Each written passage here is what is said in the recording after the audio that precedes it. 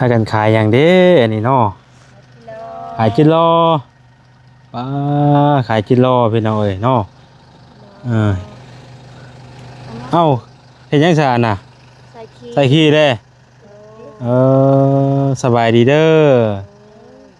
มันยังมันก็ยังอ่ะจ้ะมักข้อโอ้มาข้อก็มีบาดนี่โอ้โหป้า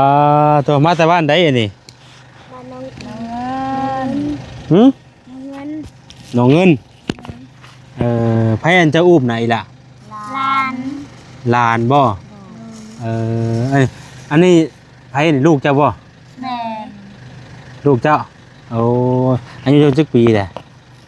เกิดปี2016เกิดปี2016เกิดปี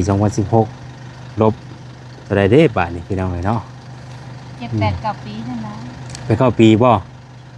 ชื่อว่าได้พุ่นนี่น่ะพอย สิพลอย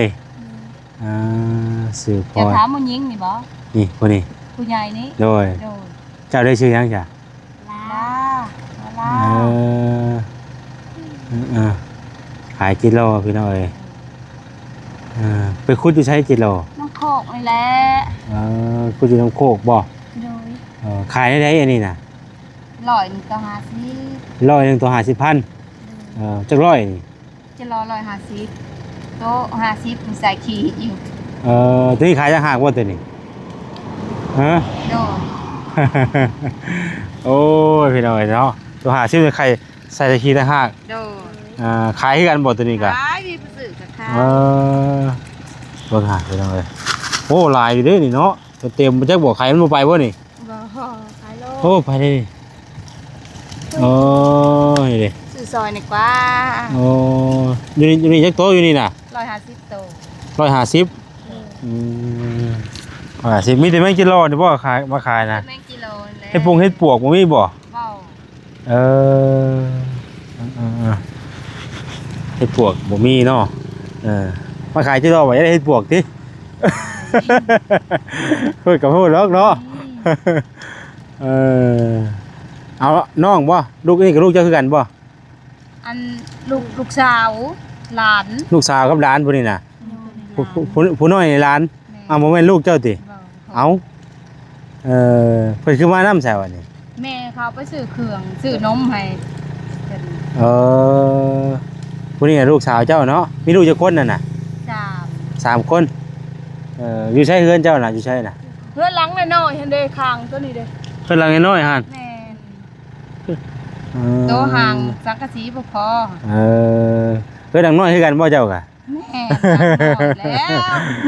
ข้าวน้ำจับปลากันยังบ่คุ้มกินเลยยังสิโอ้ยแม่นบ่แม่นอ้าวหาเงินซื้อข้าวบ่นี่น่ะได้จัก10จักพันแล้วมื้อนี้ยังบ่มียังบ่ทันได้มีอยู่อ้า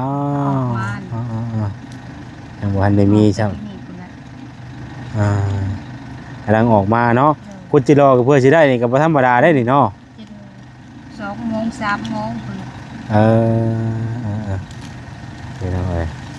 2-3 โมงเนาะโอ้เฮ็ดจังได๋ซะพี่น้องเอ้ยหาไปสู่ไปให้ได้เนาะบ่ได้ลำให้ลำนาบ่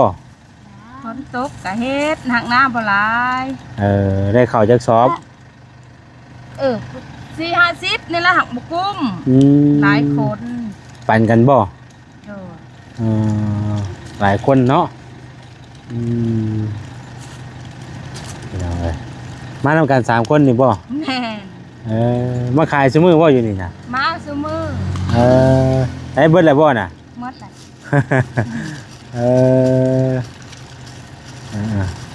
พี่น้องเอ้ยตัวใส่ก็สิขายคือกันมีผู้ซื้อก็คือเอาไว้กินซะเจ้าตัวน่ะจักโตอยู่หั่นน่ะ50กิโลนี่150โตเนาะอยู่นี่หั่น150โตโอ้อยู่200กิโล200ใส่ขี้50โตมันดินเสียจังเอาไว้กินบัดนี้เนาะเอาไว้กินเจ้าของนั่นแหละขายเบิดเจ้าของบ่มีกินได้บ่มีได้กินได้เนาะ150ตัวนี่ขายได้ซะ75,000 75,000 โอ้75,000อ่า150ตัวอืมบ่แม่นลูกหลานเนาะ นาน อ๋อพี่น้องเอ้ย นานก็ขาดหนอกขาดนมไปแล้ว ก็แปลว่าลูกชายไปจากบ่ได้ บ่แม่นบ่ จะน้อยแม่มันมา โยเนาะโอ้ยเนาะ บ่ได้ตัว อีหล่าได้จ้ะบ่ได้เข้าโรงเรียนบ่ เข้าโรงเรียนปิด เข้าโรงเรียนบ่หยัง ปสอง บ่ซองโอ้ค่อยถามชื่อเจ้าแล้วบ่กินนี่ ถามแล้ว ชื่อหยังวะ ชิมพลอย ชื่อพลอยน้องพลอยบ่ โดย ชื่อน้องพลอยเลยพี่น้องเนาะอยู่ประมาณ8-9 ปีเนาะอืมมาขายจิรอซอยแม่เจ้าก็คุดคือกันบ่นี่ บอ เอาคือบ่ได้คุดเอาน้องบ่เอาหลานเออ โอ้ยพี่น้องมื้อนี้ยังบ่ได้ขายจักดีเลยบ่มื้อนี้ โดย เอาสมมุติว่าบ่าวซื้อซอยบ่าวซื้อซอยนี่สิใช้เอานี่ใส่ในได้นี่ ใส่ถุง มันบ่กัดบ่ บอ ฮะ กัด เดี๋ยวว่ามันกัดเนาะให้ตัวได้ใส่บาทชื่อจิรอแถมของบ่ ฮะแถมอยู่บ่ของนี่ชื่อจิรอแถมของอยู่บ่ แถมกระบอกมีของใช้แล้ว อันสิแถมของว่าสิไปคนบ่หน้าบ่ใช่บาดนี่แพงบ่จะซื้อของนี่ฮะโอ้เบิ่งเขาเจ้าชาญนี่ได้บ่ธรรมดาได้นี่พี่น้องเนาะก็เป็นตะมันอยู่ลายของนี่เนาะหน่วยเท่าไหร่เพิ่นขายของ เขาหน่วย60,000 60,000บ่เจ้ากับคุณที่เราถึงอยู่บ่เจ้ากะถึงอยู่เอาสามีแต่ว่าถามไปไลน์พี่น้องเนาะพอดีกำลังสิกลับบ้านนั่นแหละพี่น้องทั้งว่าแซงก็ได้พอดีเห็นน้องๆเพิ่นขายหยังว่าซั่นน่ะมาข้อก็มีหั่นน่ะเนาะเอาว่าสิซื้อซอยให้ทงเด้อให้ทงบอกไม่จับบอกเป็นขอบแล้วถ้าบอกกันขอบแต่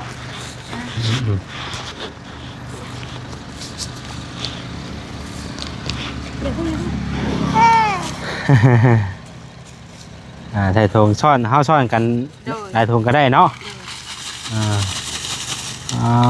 พี่น้องเอ้ย คันเด็กจะแพง ยังอยู่ตัวหนึงเรียกไง เว้นจิโร่ แต่ว่ามันทันได้แข็งบ่เอ้ย ยังตัวอ่อนก็อ่อนหัก อ่อน มัน บ่ มันแล้ว ช่วงไหนมันแข็ง พูดแล้ว สักหน่อยนี่ได้เนาะ เดือน10เดือน9เดือน10เดือน11 มันจะเข้าป่าได้บ่นี่เนาะ เดี๋ยวเฮ้ย ซ่อนธงให้เพิ่นซ่อนธงให้ก่อนพี่น้องแยมบามันเพื่อเมื่อฮอดเทือนน็อกบ่ได้เนาะ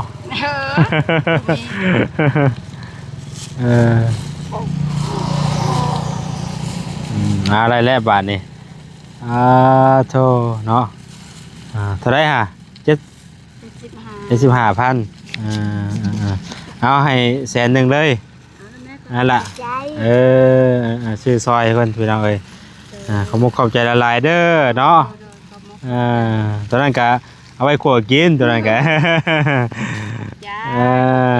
ไว้ขัวกินเนาะพี่น้องเอ้ยเอาเพื่อสิได้เงินสิได้พี่น้องเอ้ยพุดคุณแต่เช้าคุณบ่จักบ่ โดยแต่เช้าพุ่นแหละ เอามาขายซุมื้อเลยบ่หรือว่าได้ มาขายซุมื้อ เอามาขายซุมื้อเนาะ มาได้ซื้อข้าวป๋องข้าวโลกิน เจ้าอยู่กับไผเจ้าน่ะ เฮาก็อยู่แต่ครอบครัว ครอบครัวกับลูกกับผัวใช่บ่เบิ่งคอยเอานี่ให้เจ้าก่อนนี่อ๋อโตพี่น้องนี่ถือนี่มานำอยู่นี่ตุ๊บ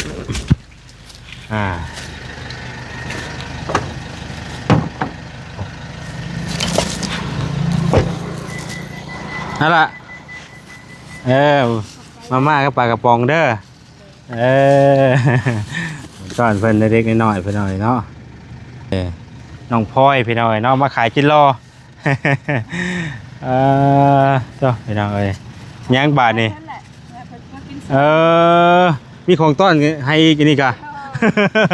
มีของต้อนในกันอีกบาทนี่โอ้ยพี่น้องเอ้ยเปลี่ยนกันเนาะเปลี่ยนกันเอาสิกลับเลยบ่บาทนี่ โดย ขายเบิดเด้อเนาะ โดย ไปโชคดีเด้อ จ้า โดยพี่น้องเอ้ยซื้อจิรอซอยเพิ่นมาข้อนี่ก็มาข้อพี่น้องมีแต่มาข้อเนาะโอ้โธ่มาข้อน้องอูน้องอียัดไปก่อนกำลังมันจะเฮียพี่น้องเอ้ยเดินทางต่อเฮาบัดนี่โธ่ปึ๊บพี่น้องกลับบ้านต่อเฮาบัดนี่ซื้อแมงจิรอ เมาแล้วก็ ก็ได้อยู่มันบ่หลายตัวปานใดมันหลายก็ เดี๋ยวตู้กูดีเนาะ ก็จะได้กลับพอดีเลยไปสบายดีเด้อพี่น้องเด้อ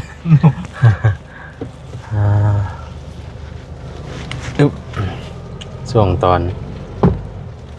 แรงๆพี่น้องบรรยากาศตอน4 โมงเลยแหละเพราะว่าเมื่ออื่นเพิ่นก็จะมาวัดแทกเรื่องดิน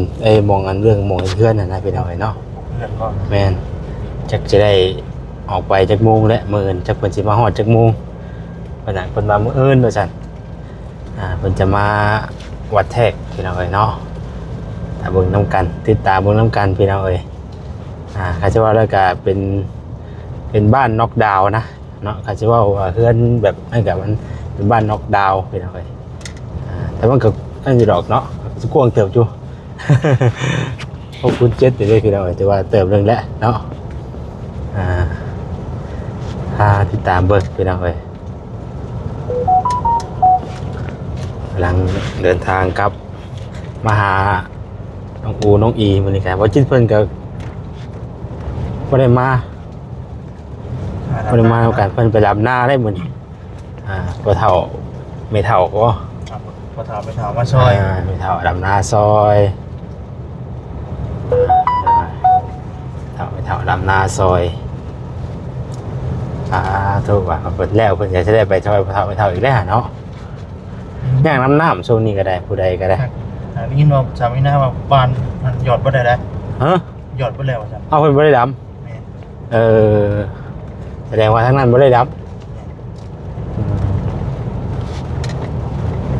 มันบ่ได้ดำทั้งนี้ได้ดำพี่น้องมาดำซอยลูกสาวบัดทางกลับฝนบ่ตกหลายมื้อแล้วโอ้ยหน้าผู้ใดก็น้ำแห้งไปเลยเอาดูดเอาไปก็ได้ เทียม ต้องผลเทียมแต่งผลเทียมตลอดนะวันปีนี้แต่งไปแล้วกับมันห้อนมันวันนี้ว่าลำไปแล้วหมาดไปเลยคืออากาศมันเย็นๆเขาลำไปก็ติดเลยซื่นไปเลยเขาน้ำไปเลย เนาะแล้วจะทำใส่เดี๋ยวทำอยู่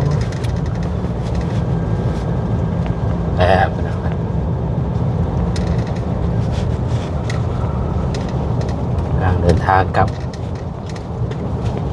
ยังไม่ได้ก็ได้มาเยี่ยมยามทางน้องอูน้องอี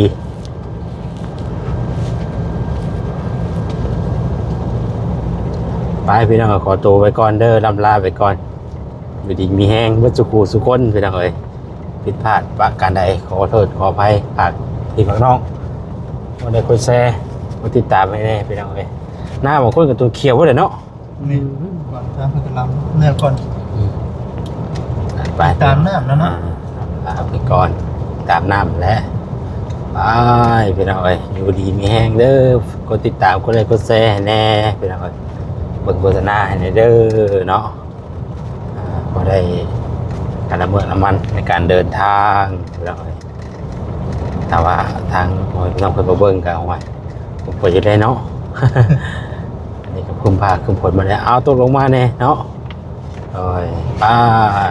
สบายดี